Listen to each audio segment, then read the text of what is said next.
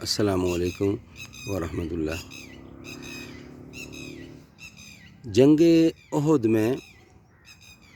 حضور اکرم صلی اللہ علیہ وسلم نے جنگ کی منصوبہ بندی کے پیش نظر ایک پہاڑی پر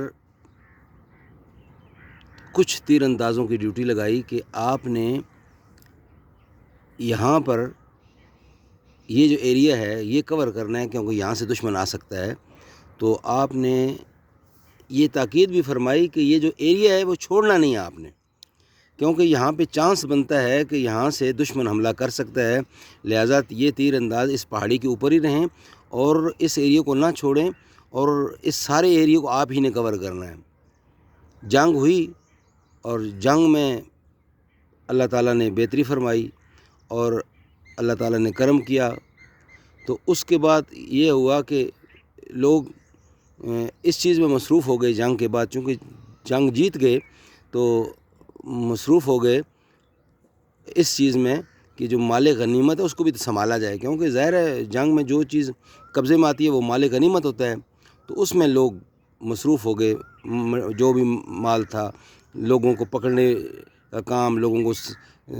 مال اکٹھا کرنے کا کام، جو بھی تھا اس میں مصروف ہو گئے۔ اب یہ جو تیر انداز تھے انہوں نے کہا کہ جنگ تو جیت گئے اور ٹارگٹ بھی ہمارا یہی تھا، تو اب چونکہ لوگ لگے ہوئے ہیں مال غنیمت میں تو ہم بھی ان کے ساتھ شامل ہو جائیں۔ ان میں سے کچھ نے مشورہ دیا کہ نہیں، ایسا نہ کریں آپ، جب حضور نے فرمایا ہے کہ یہاں سے ہلنا نہیں ہے تو ہماری تو ڈیوٹی یہ ہے، ہمیں تو یہاں سے نہیں جانا چاہیے۔ لیکن کچھ ان میں ایسے تھے جنہوں نے کہا نہیں، وہ انہوں نے کہا ضرور تھا مگر انہوں نے اس مقصد کے لیے کہا، جنگ کے لیے، جنگ کا تو معاملہ حل ہو گیا، اللہ تعالیٰ نے کامیابی دی ہے، تو اب جو ہے وہ ہمیں مال غنیمت میں اپنا حصہ مل جائے۔ کہیں ایسا نہ ہو کہ وہ جو باقی لوگ جمع کریں تو اپنا جمع ہو، اور ہم میں ایک ذہن میں بات آتی ہے کہ ہو سکتا ہمیں وہ اس طرح نہ ایسا تقسیم ہو، ہم بھی شامل ہو جائیں تو ہم بھی اپنا یہ کام کریں مال غنیمت کو اکٹھا کرنے والا۔ تو وہاں سے جوں ہی کچھ لوگ وہاں رہے اور کچھ چلے گئے، یعنی تعداد کم ہو گئی۔ اب جو دشمن کے لوگ تھے اس چیز میں ان کا بھی ٹارگٹ یہی تھا کہ یہ جو پہاڑی ہے یہ ادھر سے اگر موقع ملے تو ہم جو ہے نا وہ یہ پلٹ سکتے ہیں، یہ گیم جو جیتی ہوئی گیم کو پلٹ سکتے ہیں۔ تو وہ ایسا ہی ہوا کہ جو دشمن کفار، یعنی اس ٹائم کفار تھے دشمن، تو انہوں نے دیکھا کہ پہاڑی پر جو ہے نا وہ جو تیر اندازوں کی تعداد زیادہ تھی تو کم ہو گئی ہے، تھوڑی رہ گئی ہے۔ اب ہوا یوں کہ یہ جو دشمن کی فوج میں یا جو ادھر کمانڈر تھا وہ تھا خالد بن ولید، اس وقت تک وہ مسلمان نہیں ہوئے تھے، وہ وہاں بھی تھے، دلیر تھے، بہادر تھے۔ انہوں نے جو ہی دیکھا کہ بھائی یہ تو بندے کم ہو گئے، انہوں نے اٹیک کیا اور انہوں نے فوری طور پر جو ہے نا وہ سارا پہاڑی اپنے کنٹرول میں لے لی، قبضے میں لے لی۔ بعد میں خیر یہ خبر حضور اکرم صلی اللہ علیہ وسلم تک پہنچی تو انہوں نے جو ہے نا وہ پھر اپنی حکمت عملی کی اور اس کو پھر دوبارہ محنت کر کے کوشش کر کے دوبارہ حاصل کیا، لیکن ایک جیتی ہوئی جنگ کو ہار میں بدل دیا ہماری لوگوں کی تھوڑی سی اس چیز کو، انسٹرکشن کو فالو نہ کرنے کی وجہ سے۔ اب یہاں اصل بات جو بتانے والی ہے وہ یہ ہے کہ کون تھے خالد بن ولید۔ خالد بن ولید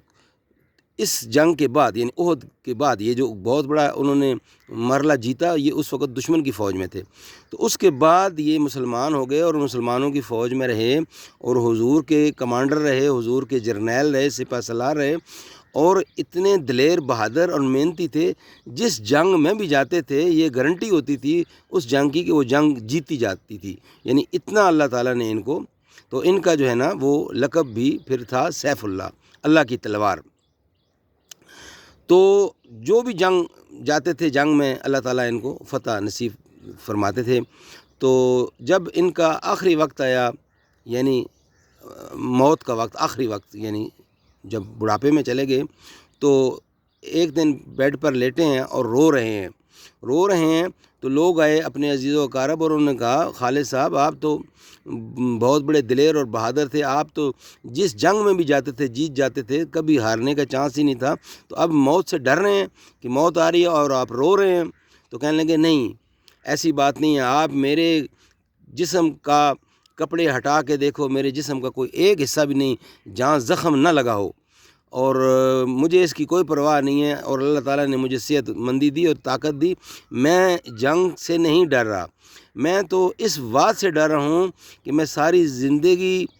جنگیں کرتا رہا اور اللہ تعالیٰ نے فتح نصیب فرمائی، اور میرے دل میں حسرت تھی کہ مجھے شہادت کا رتبہ ملے، مگر مجھے شہادت نہیں ملی. تو آج دنیا سے جا رہا ہوں بغیر شہید ہوئے. مجھے تو اس چیز کا دکھ ہے، مجھے موت سے ڈرنے کا دکھ نہیں ہے، میں تو رو رہا ہوں کہ مجھے شہادت نہیں ملی. اب علماء حق جو اکابرین ہیں وہ لکھتے ہیں کہ اللہ تعالیٰ نے جو ہے حضرت خالد بن ولید کو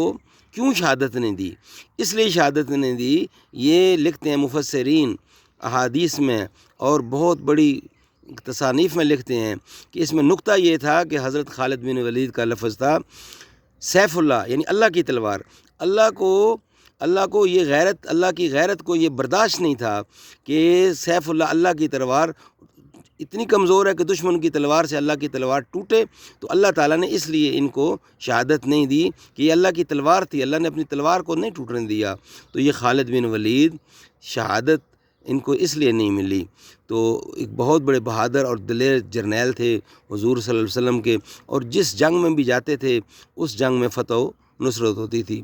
تو اپنی زندگی میں جتنی جنگیں بھی لڑیں انہوں نے، اللہ تعالیٰ نے کامیابی دی اور اللہ تعالیٰ نے ان کو فتح نصیب دی. خالد بن ولید رضی اللہ تعالیٰ عنہ حضور صلی اللہ علیہ وسلم کے بہترین صحابہ کرام میں سے ایک، حضور کے ایک بہترین جرنیل.